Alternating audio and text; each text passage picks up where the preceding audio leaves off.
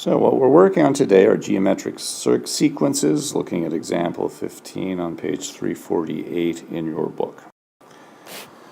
So here we have a sequence, 16, 8, 4, 2, 1. And our first number we're going to call U1, next one U2, U3, U4, U5.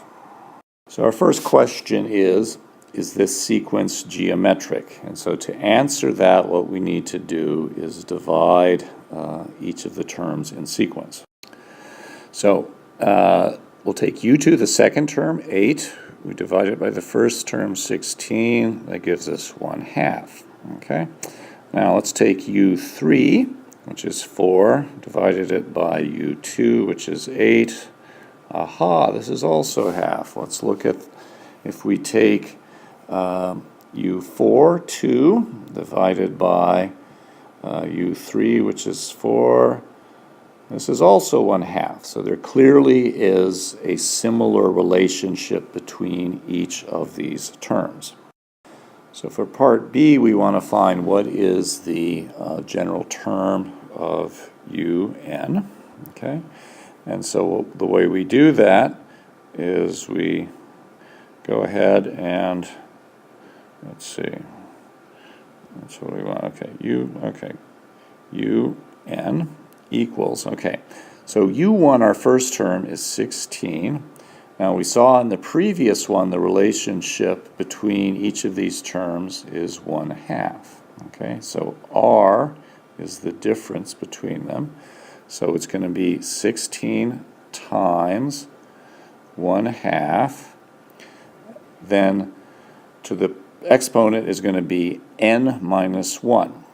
Okay, and so put that here. Okay. So we know from our index laws that, 16 is 2 to the 4th times 1/2, which is the same as 2 to the negative 1. Okay, so here's our, still we've got our n over 1.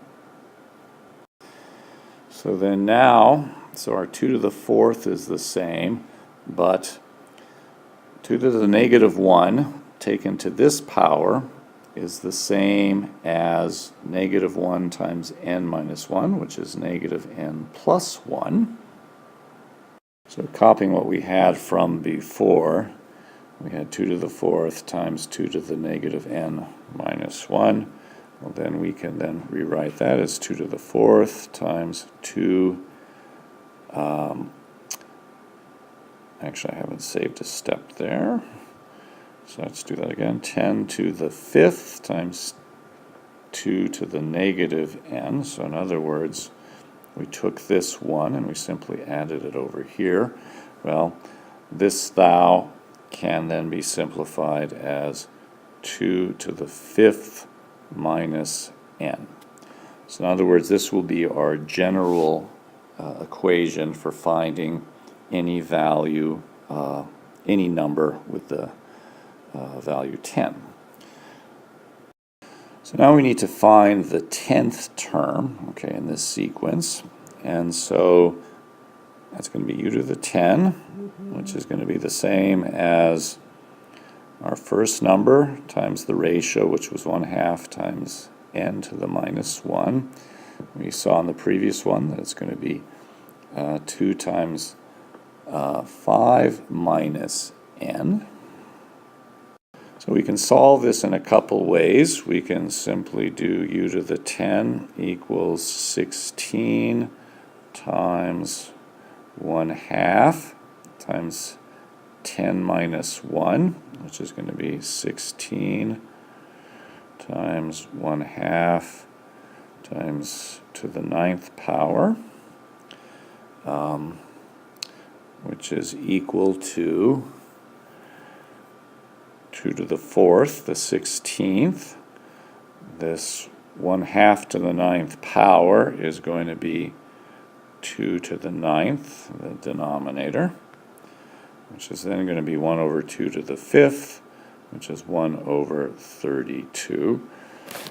Or we could do it more simply. We would just take 2 to the 5 minus 10, because this is our n, and that's going to be the same as 2 to the negative 5th, which is the same as 1 over 2 to the 5th, and we see here then that that's equal to 1 over 32. Voila!